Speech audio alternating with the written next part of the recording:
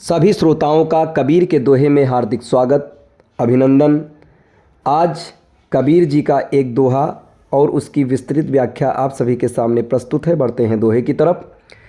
करता था सो क्यों किया, अब कर क्यों पछताए, बोया पेड़ बबूल का, आम कहाँ से खाए। कबीर साहब का ये दोहा केवल एक नैतिक उपदेश नहीं है, ये अस्तित्व का आधारभूत शाश्वत सूत्र है।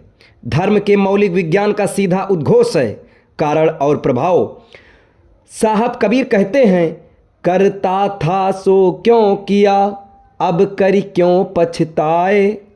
प्रश्न यह नहीं है कि तुमने क्या किया, प्रश्न है जब तुम कर रहे थे तब तुम कहाँ थे।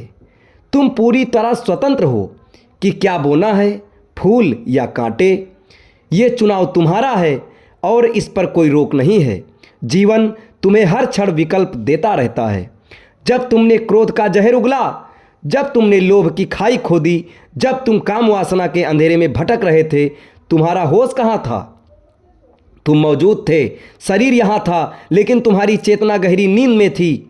तुम बेहोशी में कर्म कर रहे थे और सोए हुए व्यक्ति के कर्म हमेशा पाप होते हैं, क्योंकि वे अज्ञान से पैदा होते हैं। और अब जब परिणाम की आग तुम्हें छू रही है, जब बबूल के कांटे चुभने लगे हैं, तो तुमने एक नया नाटक शुरू कर दिया है, पछतावे का नाटक।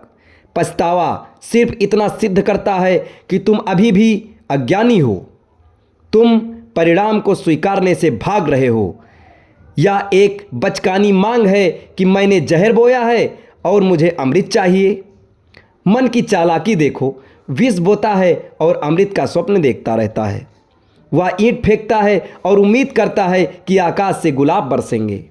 ये मूर्खता नहीं तो और क्या है। ये तुम्हारी अपनी ही मांग है और ये मांग ही दुख है। जीवन एक न्यायालय नहीं, एक प्रतिध्वनि है। जीवन कोई न्याय का मंदिर नहीं है जहाँ कोई न्यायाधीश तुम्हें सजा देगा। जीवन एक विशाल उद्यान है, एक दर्पण है, एक प्रतिध्वनि है। तुम जो भी बोते हो वही अनंत गुना होकर तुम्हारे पास लौट आता है। ये कोई शाप नहीं है या कोई दंड नहीं है, ये तुम्हारी ही रचना है, तुम्हारा ही विस्तार है। तुम दीवार से सिर पटक रहे हो, पर दीवार तो केवल तुम्हारी फेंकी हुई ईंट वापस कर रही है। परिणाम कोई सजा नहीं है, ये तुम्हारी करनी का सटीक दर्पण है। तुमने अपने भीतर बबूल का बीज बोया, वह यह है तुम्हारा अज्ञान, तुम्हारा लालच, तुम्हारा अहंकार। दूसरों को चोट पहुंचाने की तुम्हारी सुसुप्त वृत्ति, बबूल से आम की उम्मीद करना प्रकृति के नियम का अपमान है और स्वयं का उपहास। पछताओ मत, जागो। अब क्या करें, रोएं, माफ़ी मांगें? नहीं। पछतावा एक समय की बर्बादी है। ये पुरानी गलती को कोई नई ऊर्जा देना है। सबसे पहला और सबसे मौलिक कदम है परिणाम को पूरे सम्मान से स्वीकार करो। स्वीकार करो, स्वीकारो कि हाँ, यह मेरी ही कृति है, मैंने यह किया और मुझे ये फल मिल रहा है। जब तुम इस दर्पण को होश से देख लेते हो तो तुम्हारी सारी ऊर्जा वर्तमान में लौट आती है।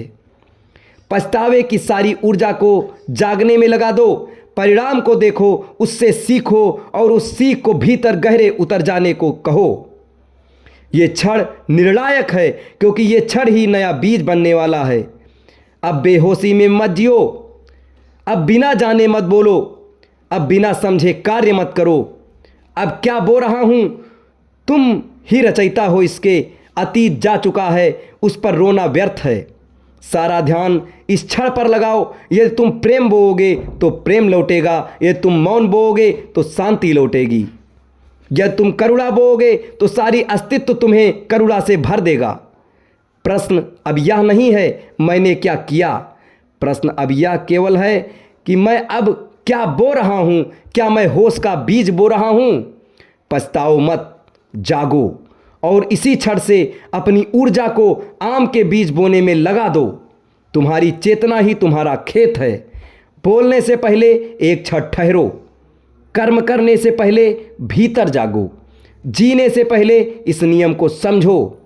अभी इसी क्षण होशपूर्वक आम का बीज बोना शुरू कर दो, क्योंकि यह क्षण तुम्हारी नई नियति का निर्माण कर रहा है।